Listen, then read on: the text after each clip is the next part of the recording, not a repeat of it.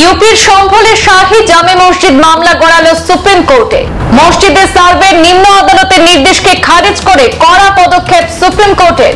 শাহী জামে মসজিদ মামলায় নতুন কোনো নির্দেশ দিতে পারবে না সম্ভলের জেলা আদালত।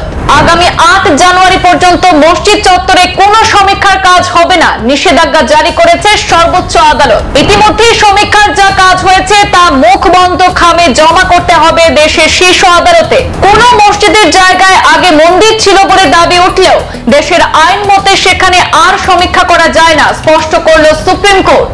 বাবরি জ্ঞানব্যাপী মথুরার পর এবার সম্ভলের জামে মসজিদ ফের ধর্মস্থান বিতর্ক গড়ালো সুপ্রিম কোর্টে। শীর্ষ আদালত জানালো সম্ভলের শাহী জামে মসজিদের সমীক্ষা সংক্রান্ত নতুন কোনো নির্দেশ দিতে পারবে না উত্তরপ্রদেশের স্থানীয় নিম্ন আদালত।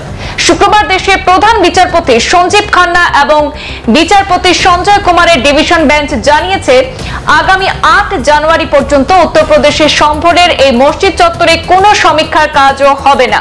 প্রধান বিচারপতি সঞ্জীব খান্না বলেন, শান্তি এবং সম্প্রীতি নিশ্চিত করতেই হবে। আমাদের 100% নিরপেক্ষ থেকে নিশ্চিত করতে হবে যাতে অপ্রীতিকর কোনো ঘটনা না ঘটে। দুই বিচারপতির বেঞ্চ জানিয়েছে নিম্ন আদালতের নির্দেশ চ্যালেঞ্জ করে মসজিদ কমিটিকে এই বিষয়ে এলাহাবাদ হাইকোর্টে আবেদন জানাতে হবে।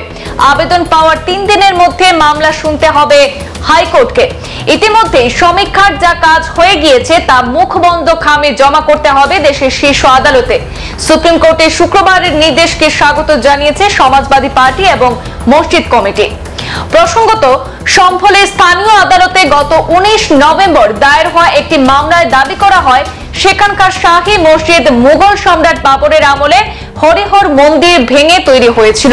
পাল্টা শাহী মসজিদ কমিটির দাবি 1991 সালের উপাসনা স্থল বিশেষ ব্যবস্থা আইনে স্পষ্ট বলা হয়েছে কোনো মন্দির, মসজিদ বা গির্জার চরিত্র পাল্টানো যাবে না। 1947 স্বাধীনতার সময় যে ধর্মীয় স্থান যে অবস্থায় ছিল তার চিত্র তেমনটাই রাখতে হবে। এই নীতি মেনে চললে কোনো মসজিদের জায়গায় আগে মন্দির ছিল বলে দাবি উঠলেও সেখানে আর সমীক্ষা করা যায় না। দেশের ধর্মনিরপেক্ষ চরিত্র বজায় রাখতে তৈরি আইনে শুধুমাত্র অযোধ্যার রাম জন্মভূমি বাবরি মসজিদকে এই আইনের আওতার বাইরে রাখা হয়েছিল, কিন্তু নিম্ন আদালতে মামলা দায়েরের কয়েক ঘন্টার মধ্যেই বিচারক আদিত্য গোস্বামী কমিশনার নিয়োগ করে মসজিদের সেই দিনই সমীক্ষার নির্দেশ দেন। আর সেই নির্দেশের পর তড়িঘড়ি 19 নভেম্বর কোর্ট গার্বি এলাকায় সেখানে প্রথম দিনের সমীক্ষা করা হয়। দ্বিতীয় দিনের সমীক্ষার দিন ধার্য হয়েছিল গত 24 নভেম্বর। দ্বিতীয় দিনের সমীক্ষার সময় ঘটে যায় বিপত্তি। দ্বিতীয়বার সমীক্ষক দল ঘটনাস্থলে পৌঁছাতে উত্তেজনা ছড়িয়ে পড়ে সম্ভলে। পুলিশের সঙ্গে ধস্তাধস্তি, হাতাহাতি শুরু হয় কয়েকশো বিক্ষোভকারী। পুলিশকে লক্ষ্য করে প্রচুর ইট ছোড়া হয়। পুলিশ লাঠিচার্জ করে কাঁদানে গ্যাসের শেল ফাটায়। সম্ভলে আদালতের সমীক্ষার নির্দেশ ঘিরে অশান্তি এবং মৃত্যুর ঘটনায় 3 সদস্যের একটি তদন্ত কমিটি গড়েছেন উত্তরপ্রদেশের রাজ্যপাল আনন্দবেন প্যাটেল। সেখানে অবসরপ্রাপ্ত বিচারপতি দেবেন্দ্র কুমার আরোরা নেতৃত্বে সেই কমিটি গোটা বিষয়টি খতিয়ে দেখছে বলে জানা গেছে। সংবাদ এ পর্যন্তই, ফিরছি পরবর্তী অন্যান্য আপডেট নিয়ে। ধন্যবাদ।